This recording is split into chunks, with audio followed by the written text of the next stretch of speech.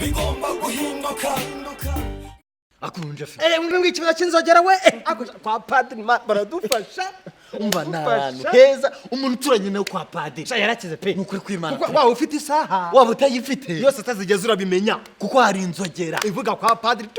nimba ari saa yine bakayivuza ukaba wize gute amasaha yageze kanjye muri ibi ngibi kanjye muri ibi ngibi nimba uri umwana uvuga ngo uri bwiga ikigoroba uhita ubimenya ko inzogera yavuze saa sita zageze ugahita wowe ukajya ku ishuri ni ibintu byiza pe cyane ariko abantu badaturiye kwa padiri noneho bahura n'izo mbogamizi ugasanga we ntazi ngo asanga he zageze ntazi ngo niba saa 12 za mu gitondo zageze mu gicucucu ngo kigeze hehe we arebera mu gicucucu ngo avuga ngo ubu muribaza ngo se n'abafite amasaha n'abadafite amasaha yego bariho cyane ariko kubw'izo mpamvu leta yawe idufasha niba byashoboka pe biranagoye pe ariko ibishobotse buri mudugudu agashyiramo inzogera yawo nk'iriya yo kwa padiri cyane iyo kubyika saa 12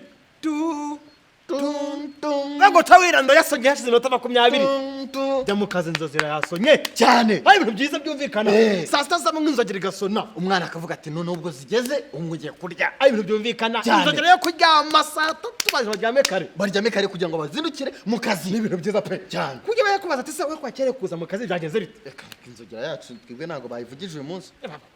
yabaye iki sinzi ngo wa mushumi bakurura ngo waracitse no mu bakabaza batari ko inzogera yo mu kagari ka Musezero ifite ikihe kibazo